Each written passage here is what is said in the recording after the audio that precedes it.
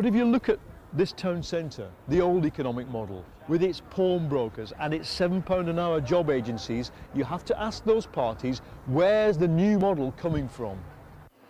That question did not seem front of mind for the parties as they responded to today's figures.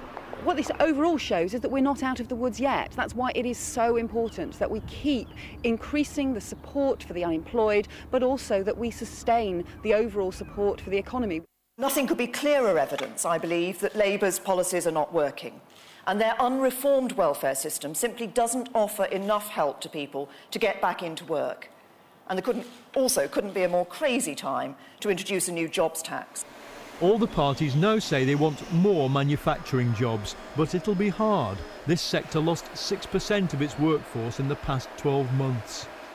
We would love to see young lads training up in setting like I was trained up, but there aren't any.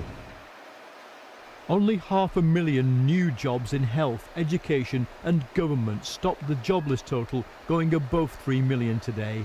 And the question is, without that in future, where will the jobs come from? Well, the Shadow Business Secretary, Kenneth Clarke, is still with us in Nottingham. Where would they come from if you were in power, Ken Clarke? Well, once you solve the immediate deficit and debt problem, which is going to dominate our lives for the next year or two, but alongside it, you've got to start building that balanced economy that everybody talks about. It should have been done for the last 10, 12 years. I mean, making speeches about the manufacturing base in the House of Commons, and in the early days of New Labour, was a waste of time. Manufacturing has fallen steadily as a proportion of GDP throughout their time. But what you need now is, along the lines of James Dyson's reports, what you require. Fine, OK, and you start cutting public spending, as you're threatening to do if you get office, unemployment's going to go up, isn't it? Now, the idea that you have to keep on with all the advertising agency programs, the consultancies, all the identifiable waste as an important way of keeping the economy going is, frankly, I think, rather foolish. I realise it's Gordon Brown, not you. I'm not being rude to you. At the very, no, you be as rude as you like. But at the very least, you'll put a lot of advertising people and consultants out of work. But let's look at the positive. I just think the idea that you can't start cutting waste out of government at the moment is a sideshow.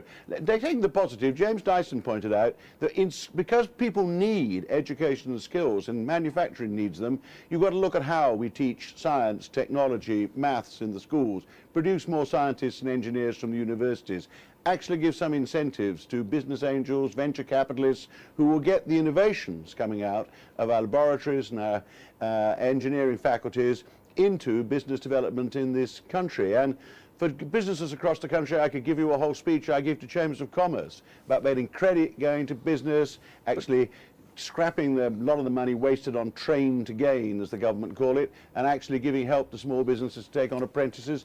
We need a pro-business policy, which we should have had for the last 13 years. All right. But they just assumed that a silly boom in the city was sufficient to give them a modern, prosperous economy, and we've seen what's happened. Can we look at the scenario you described today, in which there was a hung parliament, and you said there would then be panic in the markets, and the IMF would then have to step in?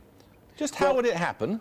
Well, if you... Hamish McRae in The Independent, I found, I hadn't read him when I said this in answer to my question. I read his piece this evening. He's a very respected financial commentator. Turns out to be saying the same thing. The key thing is whether after the election the markets, the world, looks at the result and says there is a government with the political will and the competence and the political authority to deliver what is required to get the finances under control. Now, at the moment, the deficit is as bad as Greece. The deficit is far worse than it was when Healey was in.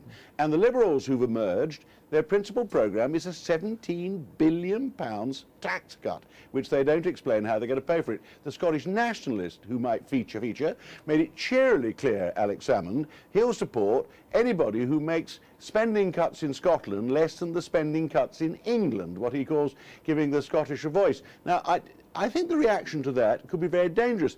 If the outside world decides we can't manage our debt, then you go to the IMF, which we haven't done for over 30 years. I've said it before, it's a statement of fact. The same would be true, would it not, were the Conservatives the largest party, but not with an overall majority?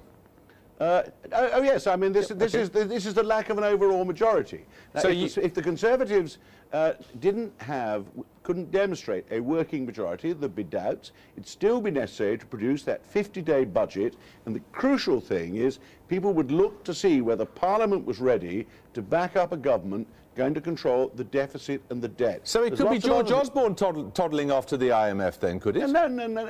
We'll only toddle off to the IMF if we are not able to form a strong government. It's a Conservative government with a working majority, I think, is the answer. That's why I've come back into frontline politics. That's why I'm arguing this, because I think, you know, it isn't just a celebrity TV talent contest. People have to realise this is the worst economic crisis since the war. So they're being asked a serious question, and they've got to give a serious answer. Do you want the Conservatives or the Labour government to be in charge? Liberals have no view on that. Okay. Will you produce a government, a new government, that has a proper majority to do the job and get us out of the mess? Okay. If not, the IMF will do it. We won't get a let-off, I can assure you. Ken Clarke, thank you. Well, all the main parties agree that the story of the last 7 days has, as we've been saying, been the surging support for the Liberal Democrats. It's attributed to disenchantment with the two parties, which have held power for the last many